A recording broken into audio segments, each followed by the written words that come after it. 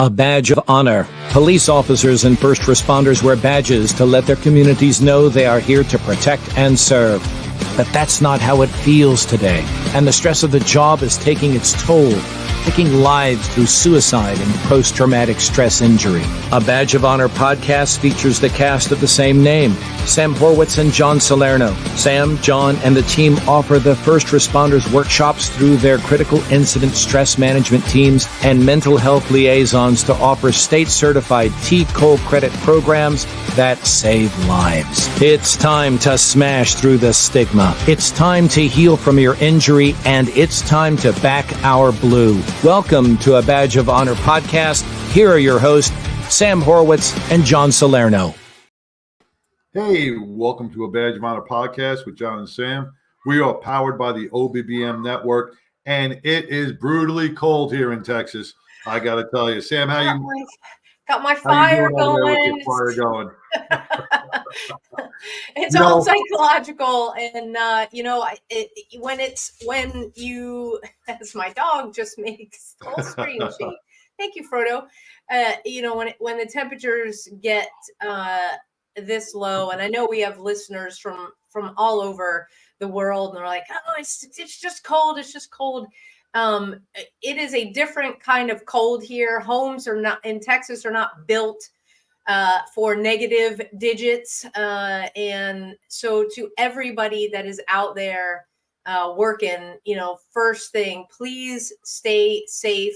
If you're in an area that did get more than just a light dusting,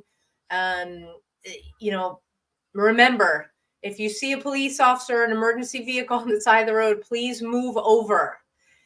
Because their lives depend on it, especially when the weather gets this unpredictable.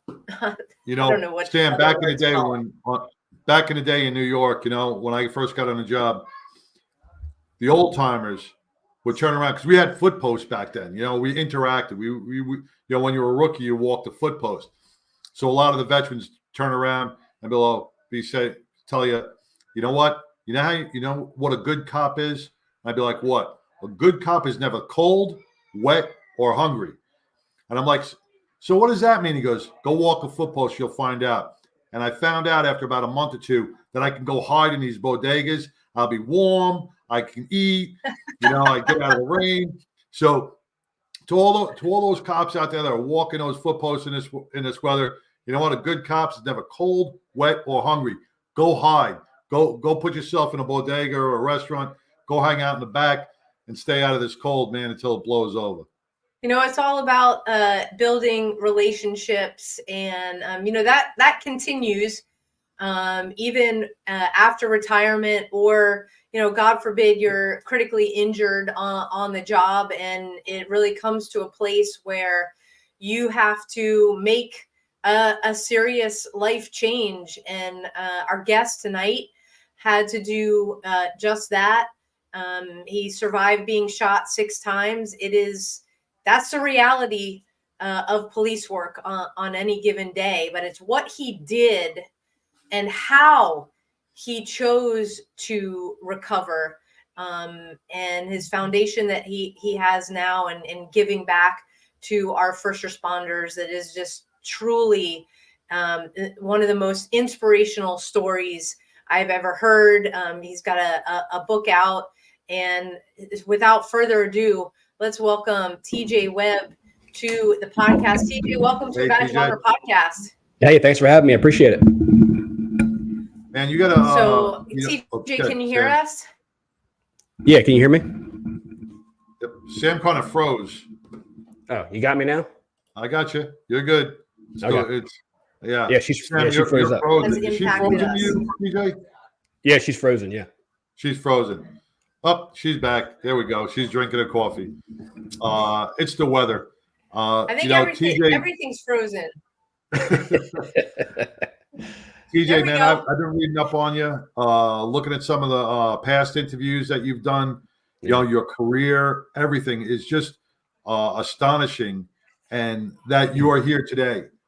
Everything that you went through physically, mentally, emotionally is truly an inspiration to every officer out there to follow the same path. on every level. Not only if you've been injured, but just to follow your path on every level, because it makes you a mentally healthy and a better officer out on the street. So I want to thank you for that before we even start. Yeah, thank you. I appreciate that. So, well, let's just dive right in, man. Tell us a little bit about yourself. Where you started your law enforcement career? Yeah, so I spent my entire law enforcement career in the state of Delaware. Started out a couple of smaller agencies. Most agencies in Delaware are pretty small. It's a small state. Made my way up to a mid-sized agency, what would be considered a mid-sized agency in Delaware, which is about a 40 officer department. Finished there after 19 years. My 17th year is when I was injured, but during my career there, I was pretty fortunate. Worked on patrol like everybody else, and was pretty fortunate and got to do a lot of special units, criminal investigations, K9, narcotics, SWAT, and Fugitive Task Force with the Marshals Service. So very fortunate in my career. I got to do a lot of really cool things.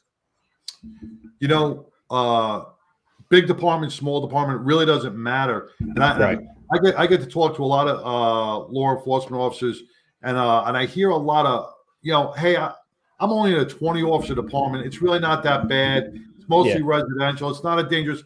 Listen, anytime you put on that badge, I don't care if it's Mayberry, USA. Yeah, it don't matter. It does not matter, and you got to get out of that mindset. Right. A lot of officers feel because they are in the suburbs, they're not in a bed. They're in a small department. Nothing's ever happened here before. Right. That is, you know what? Even in these small towns, you know what? The criminal element is a criminal element, and it's growing more and more each day in the United States. So we have to watch our backs. And a lot of these small rural towns, even here in Texas that we have, like nothing happens here. But look, this is where the criminals are hiding out. This is where they're going to go. They don't want to be in the big cities like New York where they can be found. They want to go to the smaller suburbs where they can just try to blend in. So, you're right. Big, small does not matter, man. Yeah, you're right. You're right. Totally right. Yeah, so let's dive into your work with the Fugitive Task Force. So, with the Marshals Service, that's where you were injured. Just take us through what happened. Yeah, so we were normal workday. Workday came to an end, so we were off the clock at this point, making dinner with the family, and we had some information come in on a fugitive out of Pennsylvania who was wanted on attempted homicide, and he was thought to be at a hotel, actually not too far from where I was living at that time, about 10 or 15 minutes. So I went out that night and confirmed that the guy was there and saw his vehicle, and actually saw him and confirmed that he was there. And then went back home, regrouped because our plan was to do it the next day. We changed our minds for safety reasons. We didn't want the guy running around after we knew where he was. Why are we going to wait any longer, right? So we went back out and did it that night, and found him in the parking lot. While we were doing surveillance, he had left at one point and came back, and we caught him coming back in on his return. So we ended up trying to make contact with him at his vehicle in the parking lot. And in my vehicle, I came in from the rear to try to basically pin the back of his vehicle or block the back of his vehicle. When I exited my vehicle is when he kind of swung open his door and then punched his hand out and started a gunfight with me from there. Just like that, split second. Split second. I was barely out of my car, yeah. Let me ask something, TJ. You saw him the night before, and I'm not Monday morning quarterbacking. I'm not. Yeah. In your mind, did you ever turn around and go, man, I could have had him the night before? No, it wasn't the night before. Actually, I went out there that night, saw him, went back home because I was by myself because I was just going to do some surveillance. And then once I got home, talked it over with the rest of the team, and we went back out that same night. Oh, okay. Reason being, we didn't want him going out. One, we didn't want him to leave in case he was going to leave in the middle of the night. And two, we don't want, some random patrol guy pulling him over and not knowing what he's dealing with. It's our duty to go deal with that. So that's what we decided to do it that night. Yeah. Once I was able to get more manpower and whatnot. Safety in numbers. Exactly. Right. Yeah. Right. Yeah. So that's when things change. Just like John said, in a split second, yep. You're behind him. You get out of your vehicle. He opens his door and shots fired, and you realize that something's not right. As I introed at the beginning, you were shot 6 times total. We've got to take our first break. When we come back, we will pick up right from there. So stay tuned, everybody. All right. Move freely, America, without medical restrictions or penalty. Without medical freedom legislation in place, our rights and freedoms are one vote away from being dissolved. Move freely, America, with one voice, without fear of retribution, achieving a common goal, medical freedom. We the people make our voices heard by connecting with state legislators and engaging a constitutionally compliant medical Bill of Rights for all citizens. Individually, change is improbable, but as an aggregate, attainable. It's time to act with one voice. My voice. And my voice. And my voice. And my voice. To protect our freedom, creating one voice that cannot be ignored. This requires your voice, too. Move Freely America. Go to movefreelyamerica.org to find a chapter near you. Plug in, donate, and help our legislators defend our God-given rights under the Constitution. Move Freely America. My voice. And my voice. And together with your voice, we're one voice that cannot be ignored. Donate today. MoveFreelyAmerica.org. Hey, welcome back to a Badge of Honor podcast with John and Sam. I'm sorry, Mike. I got such bad tinnitus. I can't even hear myself talk. I hope I'm not talking too loud. Yeah, you're good. Welcome back, powered by the OBBM Network. Before we left for our break, we got TJ Webb on air from Milford, Delaware. He's a retired police officer who has an extraordinary story on perseverance, how to overcome a lot of different obstacles, and it was almost a near-death experience that has changed your life substantially. You were talking about you were part of the SWAT team, you were part of K9 and Narcotics, but you went on to the task force for the U.S. Marshals Office. Right. You had a guy from Pennsylvania you had under surveillance, and he was wanted for attempted murder, and you found him. So let's just kick back off. You pull into the parking lot, you stop your car, and what happens? Yeah, so the two of us exchanged gunfire. At this point I have 2 other officers with me. My 2 partners are with me. He exchanges gunfire with them. I took 6 rounds on in that incident. I took 1 through my left shoulder, my hand, 2 to my right arm, my femur, and I took a ricochet off the chest that landed in my chin here. So I go down at the rear of his vehicle.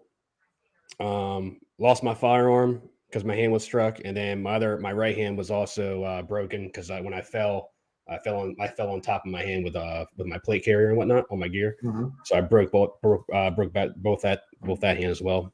So I ended up crawling underneath the back of his vehicle to try to get some cover, because at this point he and I are only about 6 feet apart, so he's fairly close to me. At that point, as I'm crawling underneath, he engages in a gunfight with my partners.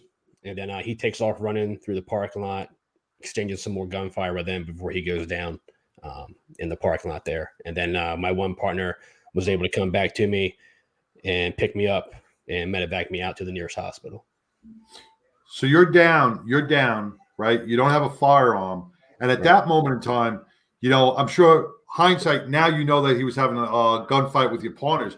What ran through your mind? Because I'm sure you're hearing gunshots and going, man, I don't have my weapon. I'm down on the ground. I know I'm hit.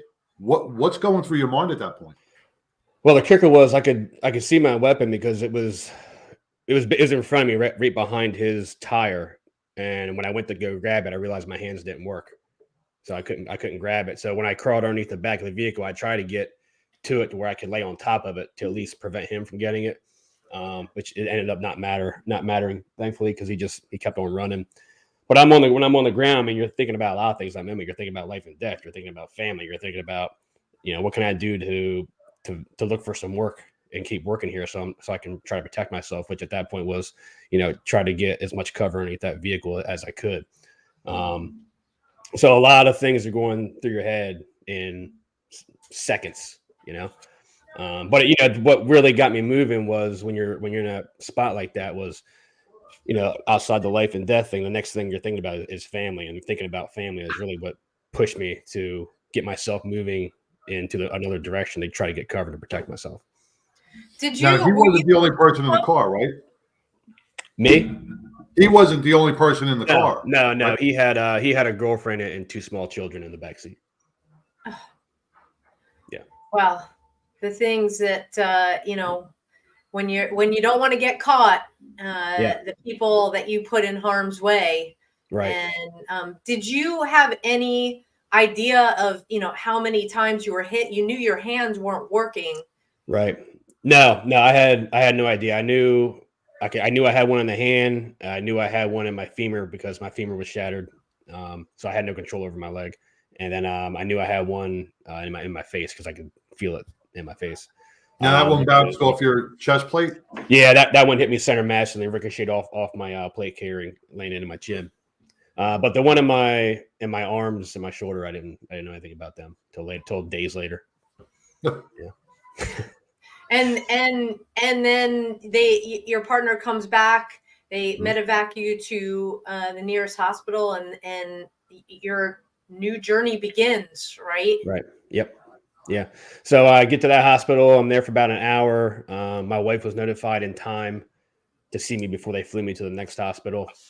And that's kind of a weird thing too, is, notifications, it's profession, and it's not, and I'm not faulting my agency because they couldn't have done anything differently, to speed it up. But, we live in a day and age with social media, cell phones, word of mouth through first responder community. I mean, word travels quick. So my wife actually found out through a friend that night, through a phone call, probably within like 20 minutes of the shooting, actually. So that was already on social media or on the news? Word of mouth through, I think it started through word of mouth with first responders. Then it was talked about on Facebook and social media and all that stuff. Did she know where you were going to be that night? Your wife? Yeah. We were actually, out? Before I left, we were actually home making dinner before I left the house. So I left I was like, yeah, this will be a quick one. We'll be right back. Funny, I'm just going to get somebody for attempted murder. I'll be right back. Yeah, I was like, we know where the guy is. Like, it won't take long. We're good. I'll be back soon. Don't worry about it. Yeah. But 3 weeks later, I came back. Were the potatoes cold? Very, very cold. Very cold. So the notification, depending on who makes the notification to your family is how your family is going to react. So, Right. Some people are cold, some people are just blunt, some people are sympathetic and emotional. How was the notification to your family? My agency made the notification. I mean, it took a long time. It went up and down the chain a little too much, in my opinion, which, I'm not mad about that. It's they had never dealt with something like that before. So I ended up going back to the sergeant of our CI division, who was off duty, and actually called her and then met her at the hospital after she had already gotten to the hospital. Yeah. Called her. And then, they had to call her because she was already gone. Oh. So she was already at the hospital when they were able to get to her. She was already there. Oh, okay. And then they ended up driving her to the next hospital. So, yeah. So you're at the hospital. When's the first time you get to make contact with your wife? So She knows you're okay. She saw me that night before they flew me. Because once I got to the hospital, they finally knocked me out when I got to the hospital. I was awake for the altercation, and then the ride to the hospital. I was awake. And then when I got to the hospital, I was communicating with them a little bit, and I was telling them, you gotta knock me out. So they ended up knocking me out. And then she saw me there before they flew me up to the next hospital. She saw me up there. She saw me the next day after my initial surgeries. And then when I came out of my initial surgeries, which was about 24 hours later, I wasn't allowed to see her again. COVID protocols. It was 2020, so COVID protocols. They wouldn't allow her or my son or anybody in to see me. So I was I was in the ICU for a week without being able to see them. Yeah. Oh wow, that does great things for your positivity and your mental health. Really, that is one thing that John, you and I have talked about it in private circles, that the medical community, it just got so wrong, especially when you had these critical care type situations, we need our loved ones, because while we're sitting there, we need to, our minds go into a spin thinking about them. And without that contact where everybody can see that everybody's okay, boy, that must have been a complete just drain on your mind. Yeah, it was rough. I mean, my saving grace was they did allow an officer from my agency and from the Marshal Service with me 24 hours a day, but it was only because it was deemed a security issue, so they had to be with me, So I was fortunate to have them with me. But so were they able to pass off information to your wife? And I mean, I was able to. Yeah, I mean, we had some FaceTime calls and whatnot and stuff like that, so that was good. But no in person until the day I left. And the day I left, I went to another facility, and she was allowed to visit me there, which was good. And we're going to pick up and talk about, so you went from the hospital to your rehab, and that's when the rubber hit the road, so to speak. That's it. No more laying around. Time to get back to work. We will be right back, everybody, after these messages. Interested in starting a podcast or TV show? Worried about what you'll say and how to keep it engaging? Think you'd like to be a guest on podcast, radio, or TV shows? Hi, I'm Susan Hamilton, owner and founder of OBBM Network, and I would like to invite you to an OBBM media training to get the tools you need for a relaxed and polished performance we'll be proud to share. Our specialized training techniques include role play, voice training, and everything you need to deliver a confident, clear, and engaging interaction. Go to offbeatbusiness.com.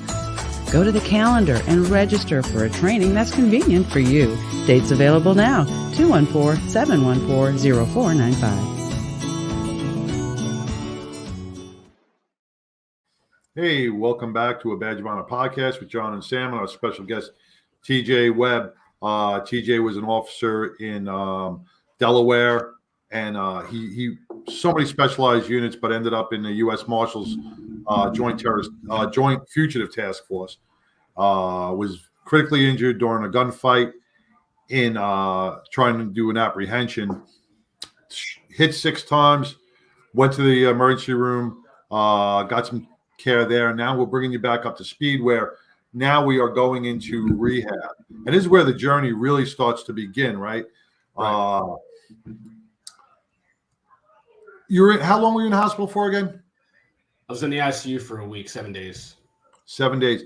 When did the mental anguish start hitting you, like the reality of, holy crap, I've been shot 6 times, or when did that hit? At what point?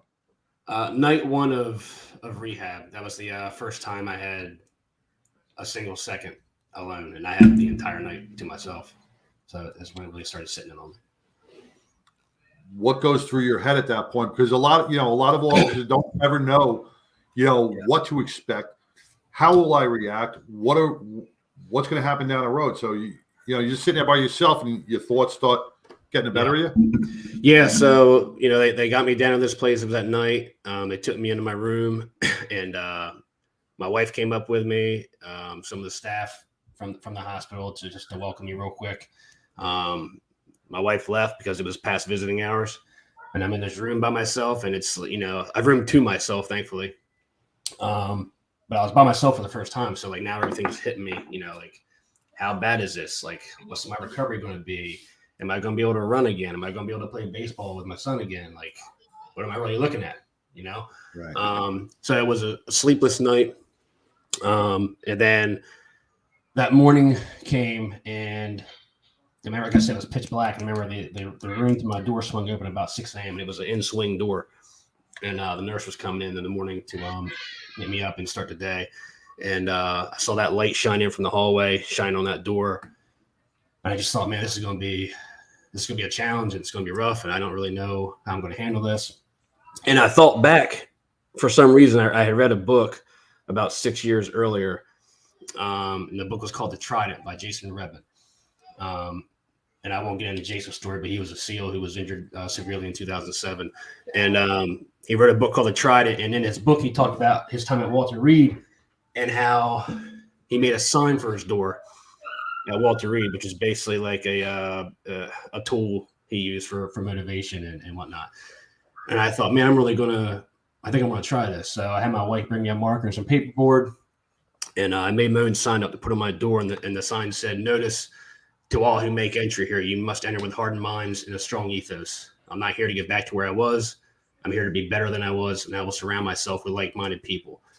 Do not enter with dejection or disdain, sadness or empathy, anger or fear, or you will be turned away. I received these injuries doing a job that I love for the people in the community that I love, and I received them alongside my brothers who I'll join again soon." And I slapped my patch on there. I slapped the Marshals patch on there. Excuse me. Hung it up on my door, and for two reasons, really. One, for what it said. I didn't want a pity party in my room. I didn't want staff coming in there with long faces and feeling bad for me. I wanted a room of fun. I wanted a room of energy. I just wanted a normal atmosphere. Yeah. One. And then the second was I needed something to hold me accountable. And I knew that when I woke up every morning, when that door swung in, when that light came in from the hallway, the first thing I was going to see was that sign on that door. And I knew if I didn't live my day by the words in that sign, then I was nothing better than a hypocrite. So that was kind of the motivation behind it. But it was something I picked up from Jason Redmond. And I was able to thank him for that, actually, at one point. So that was cool. But Wow. But yeah, it was a motivational tool and it worked out. I had a meeting with the staff at that place about, their expectations, and I had my own expectations. The thought was my recovery time was about 18 to 24 months before I could consider maybe starting to try to run again. And it wasn't good enough for me. I thought I was better than that. I thought I could do better than that. So I said I'm going to run a half marathon before the first year's up. So I knew I had some work to do. So PT started at 2 hour sessions of PT a day. But 2 hours is nothing when you look at the whole day of 24 hours. Still got 22 hours to go. Right. Sitting in my room watching Netflix, it wasn't going to get me anywhere. So, I had to come up with things to do on my own. I was doing stuff on my own in my room. I ate dinner every night. I would call the nurse's station to come help me take a walk with my walker. Just trying to stay busy and always, kind of go the extra mile a little bit. Now, one of the surgeries was a significant one on your leg because you were hit there, and there's a picture on the website of you in this specialized, vertical walker. Right. How long was it till you could really, because all the injuries to your upper body, where you could get out of bed? Because we know that it's a critical time after surgery to getting you upright, because you don't want, the embolisms and clots to set in. I was probably in there for maybe a week or just shy of a week before I was starting to push myself to get out of bed on my own. I still had a lot of atrophy in my legs. I had a rod put in my leg. And that was the main problem, was getting that leg to move again, to get it to bend, because it was just stiffened up from the surgery and sitting around.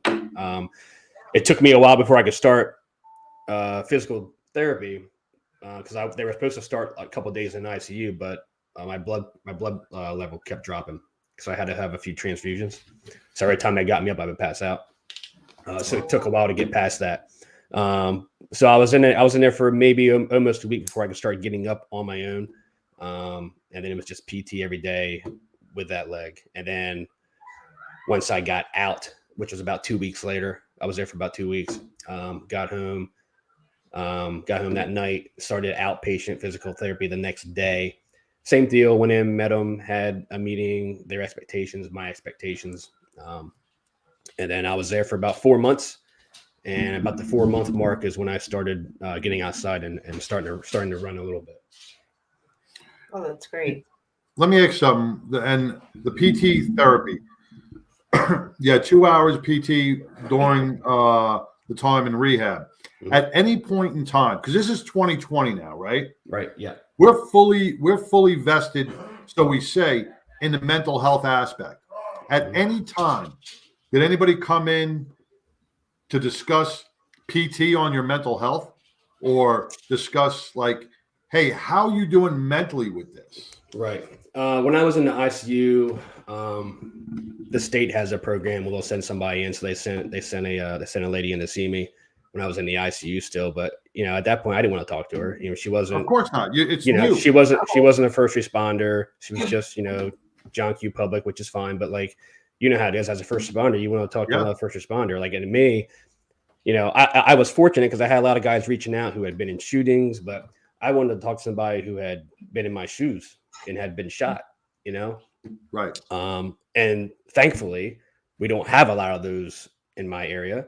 So it was, I couldn't really find one. So it was something I had to work through on my own, and look for other resources like Jason Redman. I used him for help, and it was just.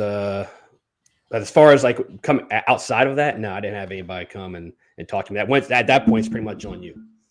It's on you. Now, I was just going to say, because I was watching one of your interviews, and what helps a lot of people, and this brings us up into your book, is that you started journaling for your own mental health, right? So tell us how that started and why did you start that? Actually, this is a great turning point because you took control of the situation and your healing both physically and mentally, and that's huge because we often hear stories where people just feel like they're floundering. Right. So we'll get into that when we come back from our next break. Great. Look, when you need to respond to an aggressive situation to protect yourself, your family, or your property, understanding your firearm and legal position are critical. Officers know your skills are only as good as your commitment to training.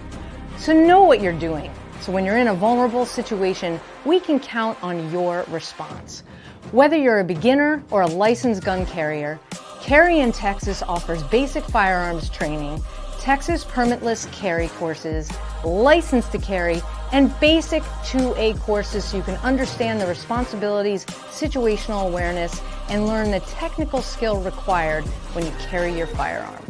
Go to carryintexas.com to find the right course for you.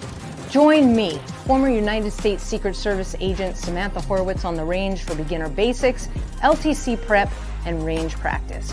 Go to carryintexas.com today. That's carryintexas.com. Hey, welcome back to the Badge of Honor podcast with John and Sam. Our guest, TJ Webb, retired law enforcement out of Delaware. We've been hearing this amazing journey of yours from near-death experience, from a shooting all the way through our hospital stay, and until you had to take control of your own life and say, I'm strong enough, I'm going to get myself through this. And, a lot of guys out there just don't have that support network, or they do not have the inner strength, or they don't know that they have the inner strength to do this. Right. Everybody really has it in them. It's just that they don't know, or they don't know how to find it. You have to make a choice. Yeah. They have to make a choice to dig deep. Right. And not, there's different ways. Everybody finds a different way to heal themselves, right? And you kind of found it through journaling and writing stuff down and getting stuff out, correct? Right. When did that start? When did the journaling start? Actually, it was day one at the outpatient rehab, or day two, somewhere the very, very first couple of days of rehab. I couldn't use my hands. I couldn't write because both my hands were still broken, but I had my phone so I could do like voice notes. Mm-hmm. So I started journaling every day on how I felt emotionally, how pain was in certain areas, and just started going from there. And it was just a way to keep track of, initially, mostly like pain wise, like how's my leg feel today after I did this? How did my hands feel after I did that? And then it just started growing to, well, maybe I'll document like how I feel emotionally today. And then it started working, because if you think about something, it's one thing, but when you start putting it in black and white and you can read it, it becomes something different, So I did that I still do it now. I still journal stuff now, it's, but initially it was just a way for me to look back over time and see how I grew mentally and physically is what it was. Well, that's a big thing too, because you check your progress. You can check your progress, and you can see, hey, I'm obtaining this goal. You're setting goals. I'm hitting this mark, and That's huge in every aspect of healing. So taking that step to do that is, I mean, here, you got no hands, but you know what? You stepped out of the box and said, I got a phone that can do voice recordings. You know? Exactly. That was it. It was sticking outside the box to try and make things work the best you could. You know what I mean? Yeah. Like, it was like, you know, like, and I set a list, like I had long-term goals. Like I wanted to run a half marathon in the first year. And my closest long-term goal was in the 2 weeks that I was scheduled to leave, I wanted to walk out under my own power. But in order to get there, I had to start small, right? So I started small with like, you know, today I'm walking from my door to 2 doors down. And by the end of the week, I want to get to the nurse's station and come back, you know? And that's how I just started, you know, giving myself little victories here and there to add it up, you know? Now, do you credit the book Trident with helping you understand that you need a path, or was there like, did you grow up playing sports? Did you understand what it meant to be resilient? You obviously went to an academy, you served on the SWAT team. There's lots of stuff that you did that challenged yourself physically and mentally throughout your career up to the shooting. Yeah. I was an athlete growing up. You know, I went to the academy, but really, and like, I've been an athlete, you know, I do CrossFit, I do Ironmans, I marathons. And really a lot of like mental toughness comes from pushing yourself in those sort of things. You know what I mean? Like for me, it was, you know, going to CrossFit every day and, you know, just killing my heart and soul in that place, trying to get better is really what prepared me for what was to come, you know, pushing my body to the limits on certain things every day. I was prepared for that. You know, I was ready for that mentally and physically. I was prepared for that. And that's because I was in shape. And that's the look, you know, that's one of the things, probably the only thing the doctors and I agreed upon was that I would not have had the recovery that I did if it weren't for the physical condition I was in going into that. Exactly. So. And I wanted to bring that up because, you know,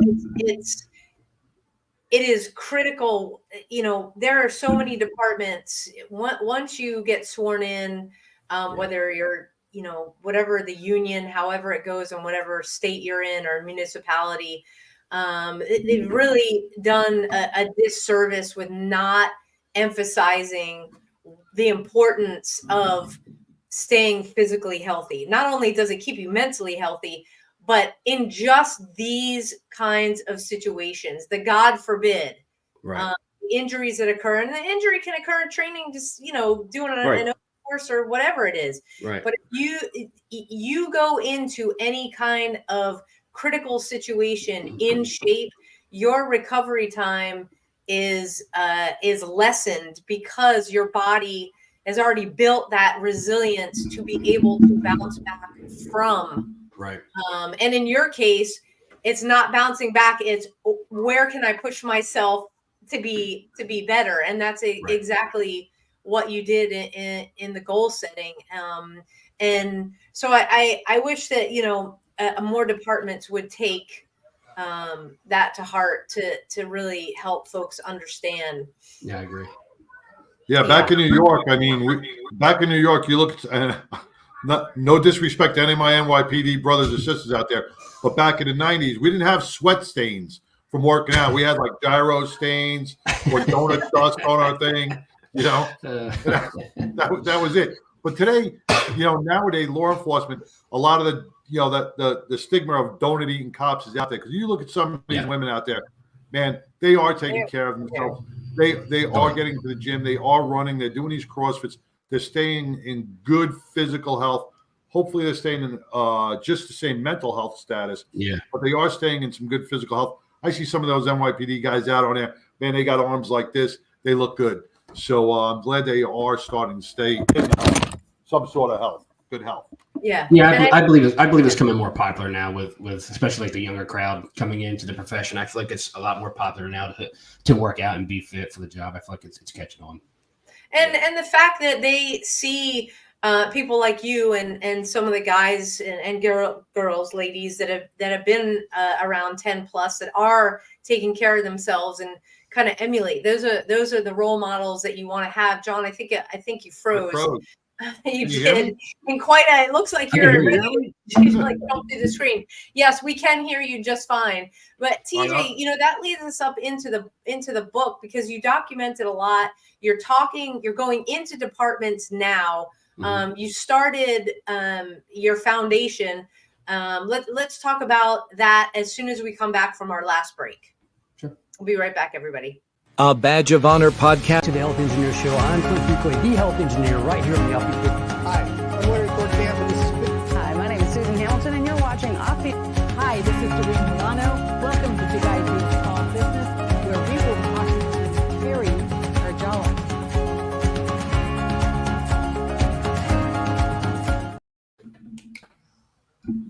All right, we are back. John, can you hear us? Yeah, Yep. I can. I had to log out and log back in. I guess a little freeze. And it Like is this.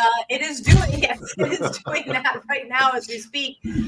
Before we went to break, TJ, we're talking about your book and that you're going into departments to talk about your journey back. What's your overall message? Well, first you have the foundation, and what's your overall message to the audiences that you speak to? Well, it's don't give up. I mean, I speak to first responders. I'm starting to add in some other stuff now, but mainly it's one, take care of yourself physically and mentally. Whether it's through fitness, through open communication with friends, family, loved ones, whatever it may be, because mental health is key. But it's mainly just don't give up. Don't give up. There's always more in you than you think. You're capable of a lot more than you give yourself credit for. And sometimes you gotta be in a dark place until you can really find that, and like I'm a pretty confident person. I always knew I was capable of doing a lot of things, which is why I always push myself in fitness. But I didn't really know how much I had in me until I hit that dark place and really had to fight to bring it out, and I think it's key that people realize that there's more in them than they know. And where can people get a copy of your book? Yeah, so you can find my book, Just One More, at my website, which is thetjwebb.com. It will be out on other platforms later this year. Right now, my website, thetjwebb.com. Okay, thetjwebb.com. You're also, I put up your Instagram handle at TJ Webb on the gram, where people can find out, see pictures, and then it links back to where they can grab your book. It is truly your story. I think what gravitated how I took it was that resilience part, because we talk about that, the wellness and resiliency component from the mental health side in the workshops that we do, and bringing in that wellness component of being fit has everything to do with how your brain operates, because you went through multiple surgeries, you had the drugs pumped in you. It takes a long time for the anesthesia to come out. So this isn't like optimal. Right. But because of the shape you were in, I just want to emphasize that again, that everything was able to clear out of your body. You were able to get back moving.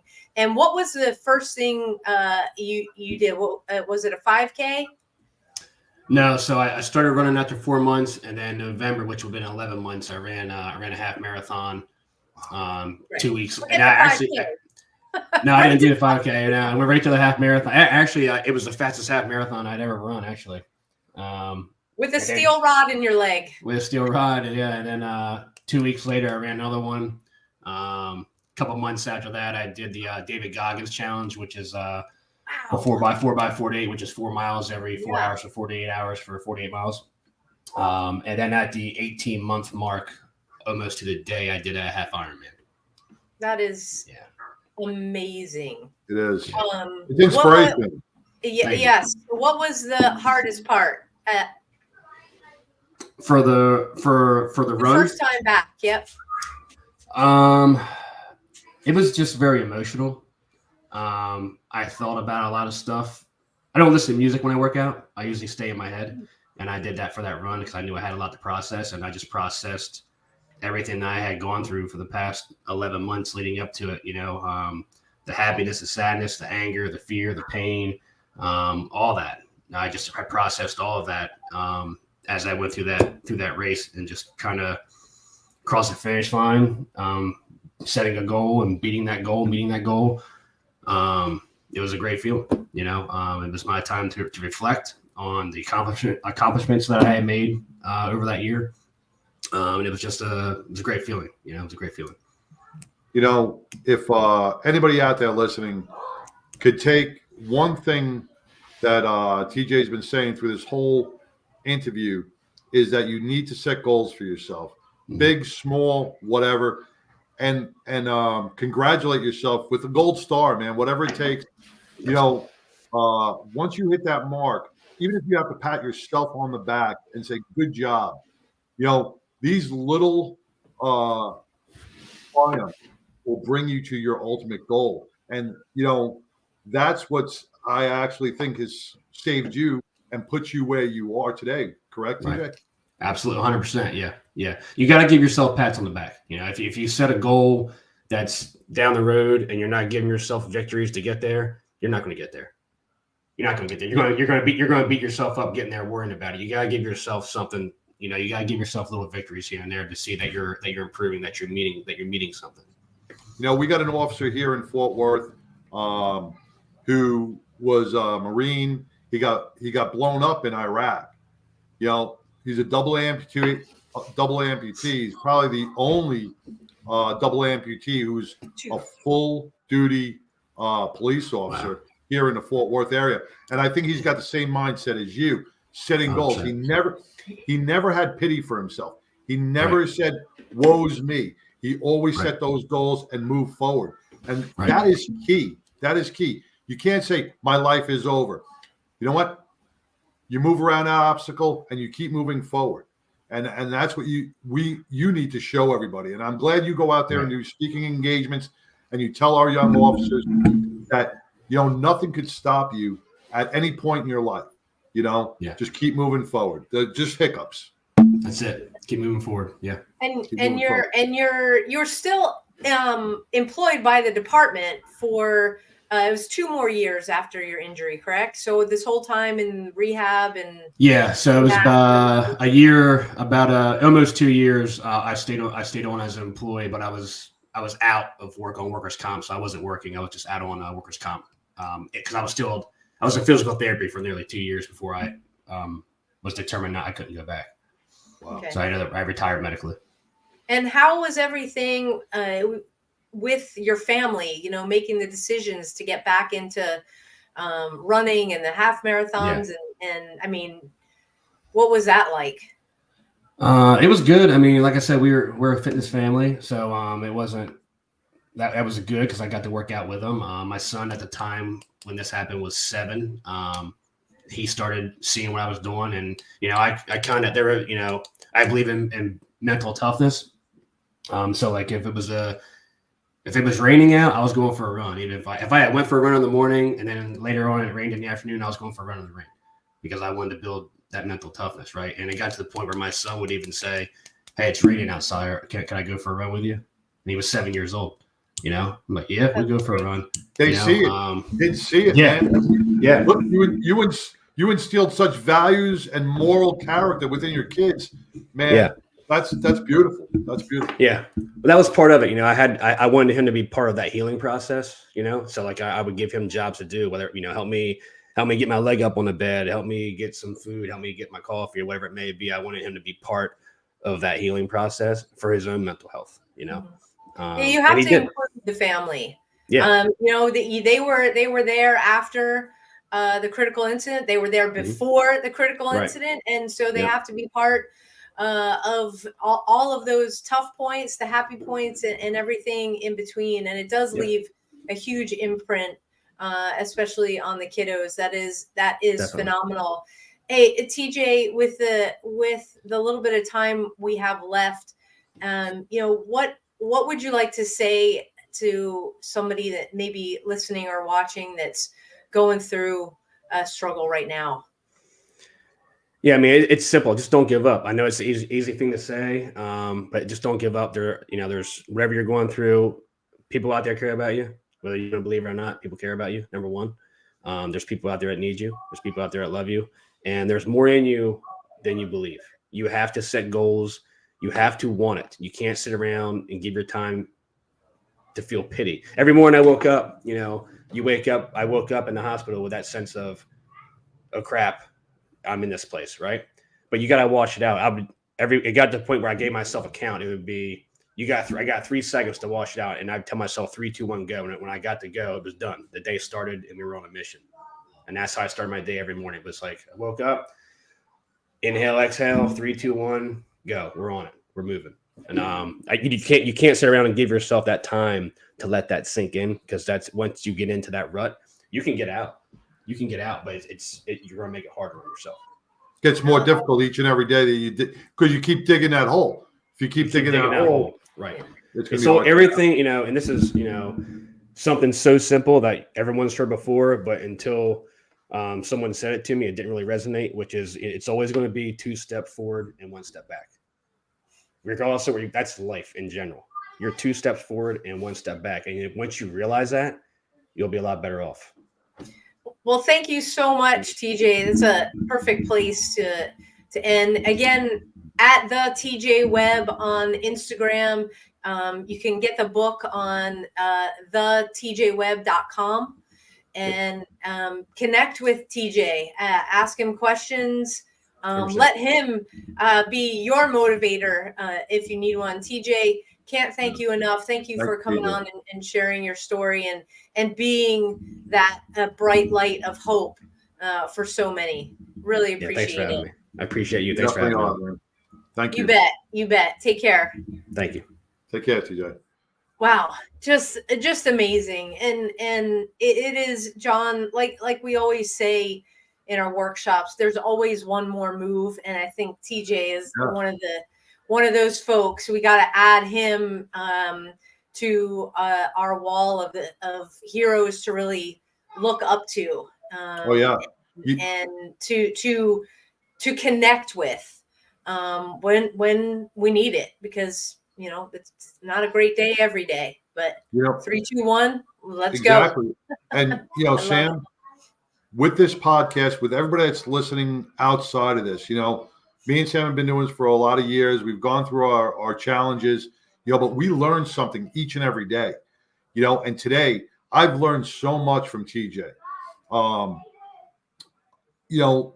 Just the way his inspiration, his power, his just everything shines a light, and it makes you want to be better. Just the way he speaks, it's like, man, I can do that. He gives motivation, and that's why I'm glad we do this, because it's not only our people outside that are being inspired by this, but it's me and you as well, because it gives us that boost, and it says, wow, look at TJ. If TJ can do it, I can do it. And that's right on, bro. Absolutely. Well, hey, look, it is a new year. It is time to set the tone. Give yourself a new mission if you need to.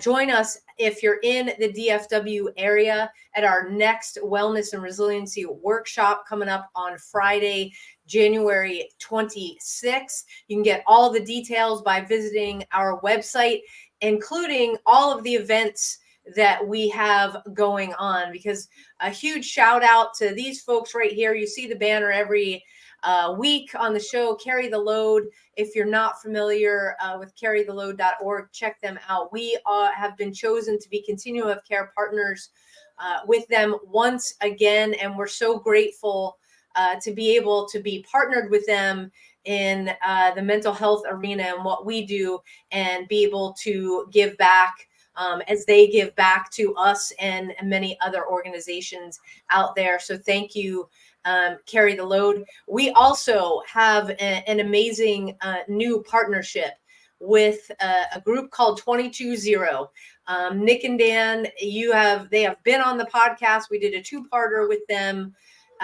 If you are struggling at all, Okay, there is a protocol, and John and I were like skeptics at first. Was like, you can't heal PTSD. I still got to complete it. Right. Yes, but we are going through training with them to be able to bring the protocols to people, because you don't have to struggle, and understanding how the emotions get tied to our traumas was the first key in understanding how we deal with that and how we can get rid of it and live a life that feels much more free. Take it from me, who went through it, take it from John, and then we'll have the team training as well. So 220.org. Nick and Dan are amazing. We are looking forward to starting our training with them this week. To all of the law enforcement officers out there, we are praying for you every single day. To all of the first responders, keep doing what you're doing. If you need motivation, check out TJ on the gram. Again, it's at the TJ Webb. Let him help you push yourself every day to reach your goals.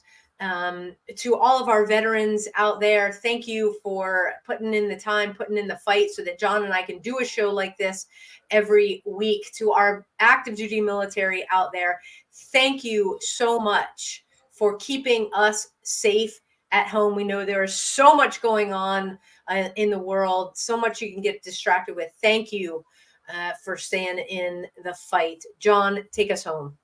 Man, just one more thing. Coming up in April 5th, over at Siren Rock Brewery in Rockwall, we are going to be hosting, along with Laughter Saves Lives, a comedy show to help benefit our first responders. This will help with our workshops to provide scholarships for anybody who needs it. So it's going to be coming out on the website to buy the tickets very soon. So keep a lookout, and we'll let you know when tickets go on sale. Absolutely. Till next week, everybody. All Take right. care. Bye, John. Stay warm. Get healthy. Feel better. A Badge of Honor podcast is produced for the OBBM Network podcast and protected under copyright law. For content permissions, please submit your request to abadgeofhonor.com on the content page. For OBBM Network programming information, please call 214-714-0495 today.